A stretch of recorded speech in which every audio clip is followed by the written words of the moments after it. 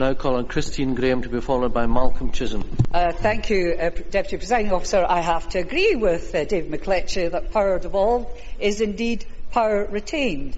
We are talking about obtaining independence. And he also knows, as a divorce lawyer, as I was myself, that when one party sees the end of the marriage is at an end, the detail is then negotiated according to law and practice. The same would happen in a dissolution between two parts of a united kingdom. I think it's important, however, to work back sometimes to why certain assertions are made, for example, in the claim of rights that the Scottish people are sovereign. So much slips into our everyday parlance that has a deep-rooted and substantive cultural or constitutional genesis. For example, when you hear Scots reprimanded for saying, "I seen it," or "I done it," this is in fact language that is grammatical, phrases that have survived through centuries of spoken Scots. They are not lazy or ignorant slang, but an echo from the past. Which takes me to the claim of right. In 1989, and the words we gathered as the Scottish Constitutional Convention do hereby acknowledge the sovereign right of the Scottish people to determine the form of government best suited their needs. Indeed, that Constitutional Convention was proposed in a private member's bill way back in 1980 by the SNP leader, Gordon Wilson. Now, where did that sovereign right come from? There is no written UK constitution, but fragments of an incomplete constitutional jigsaw, some predating the Treaty of Union. And for example, as already been mentioned, you have to go back as far back as the Declaration of Broth, a declaration of Scottish independence and also of conditional monarchy. Yet the quote is, "Yet if he should give up," talking about Robert the Bruce, "what he has begun and agree to make us our kingdom subject to the King of England or the English, we should exert ourselves at once to drive him out as our enemy and a subverter of his own rights and ours, and make some other man who was well able to defend us as our king. For as long as but 100 of us remain alive, never will we in any condition be brought under English rule." That is a king there by leave of those at the time representing the people, a narrow bunch at the time, some 51 magnates and nobles, but nevertheless, he was on parole.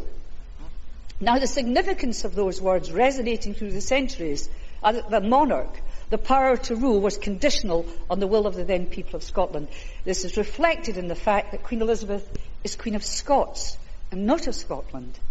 Sovereignty, therefore, now exercised in this democracy by various institutions, is exercised through the express will of the Scottish people, which takes me to why Queen Elizabeth is designed as Queen of England. I think, if my recollection is accurate, it was Henry VIII of the Tudor dynasty who, installing himself as head of the Church, embedded the divine right of kings to rule. Sovereignty, the embodiment of which was the monarch, was absolute. As through centuries power was removed from the Crown and transferred to the English Parliament, so was sovereignty. And so the English Parliament was indeed sovereign, but that does not overrule or supersede the conflicting principle of the sovereignty of the Scottish people. The Treaty of Union, 1706 Article 3, states that the United Kingdom be represented by one and the same Parliament, to be styled the Parliament of Great Britain. The significance is that it was not a continuation of the English Parliament, nor indeed the Scottish Parliament. Sovereignty, therefore, for Scotland remains as it always was, with the people.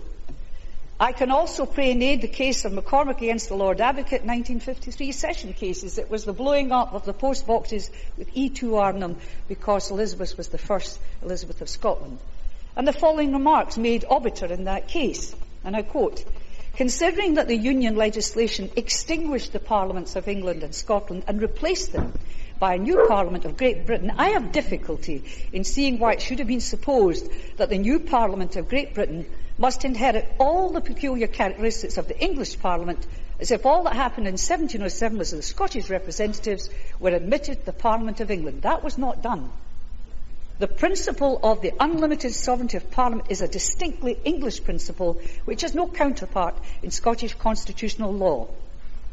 So why the potted constitutional history lesson? Because it's significant to the legitimacy of the referendum.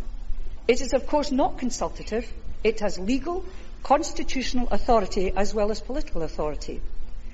In 1979 and then in 1997, there was no Scottish institution to provide a mechanism for asking the Scottish people a question on the Constitution.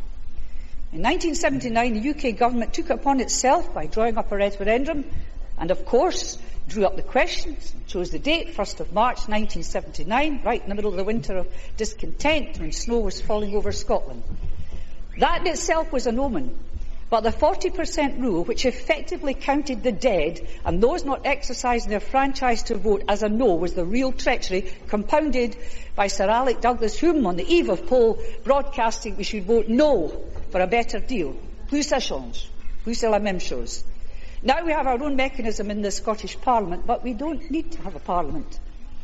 Even if this didn't exist, and the Scottish people were to stream out onto the streets of our towns and cities, into our villages, on megaphone, on marches, online, and say with a clear voice they wanted an independent Scotland again, that would be a declaration of independence and no challenge from the Palace of Westminster, nor the corridors of the United Nations, nor this place, nor any courts could gainsay it. The Scottish people would say they'd done it, and they'd done it their way.